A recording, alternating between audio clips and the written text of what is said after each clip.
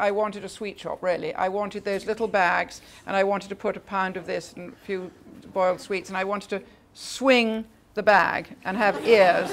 I'm sure that luckily you're all old enough to know about those bags with ears, because the ladies in the sweet shops used to put the sweets in and then they go like that, and the bag would have ears, and you take it away and it cost you a penny. And that's really my childhood dream, which I haven't realized yet. Because if I put any of the things in my shop into a bag and swung it, they would break. So that's the end of that. Anyway, so I then started my own business.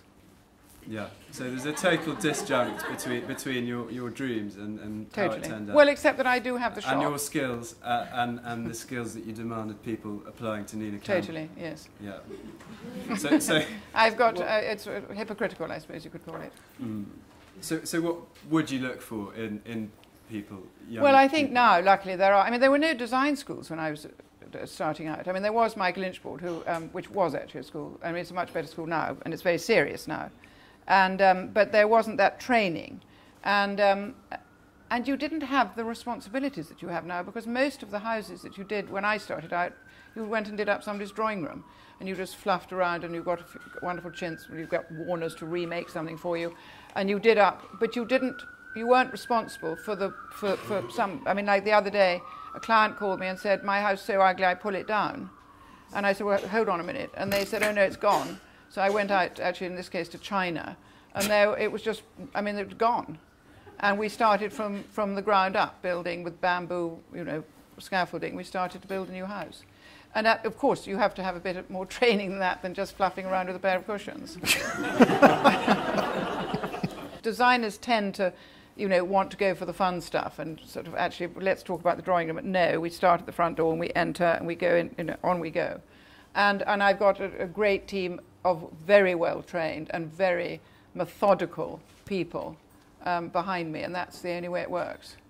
And actually anybody who wants to go into interior design has got to know that 90% of it is organisation. Mm.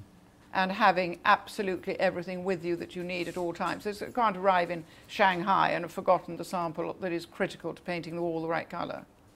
So organisation is key. Okay. I think. Sounds rather gloomy after telling you my shambolic training. You can't have a designer on stage, decorator, without asking them about their style. And so how would you describe your style?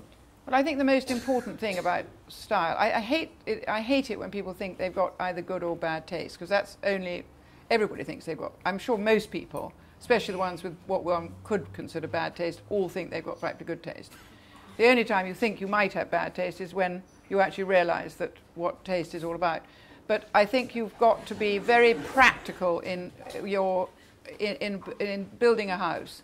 The most important thing is to be very practical, because nothing's worse in a house than it not working. But I mean, there's got to be storage is so important, and it sounds really mundane. But you've got to get the lighting right, the storage right, the flow of the house right, and everything else.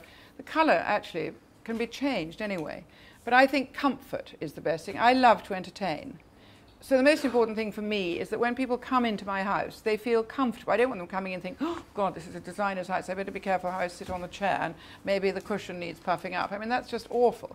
You do your house, whoever you are, and you make it as comfortable as you can for the people you want to entertain. Many years ago, I read a book about Beau Brummel, and he said, it doesn't matter if you take 5 hours to arrange your cravat, which, as you know, if you know anything about Beau Brummel, was the only thing that really mattered. And once you go out the door, you never touch it again. And I thought that that applied very well to interior design. You spend a lot of time thinking about your house.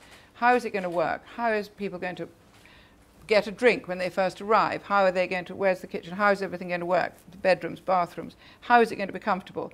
And once it's finished, that's it. You feel confident in it. And you open your doors and in come your friends and you have a jolly good time.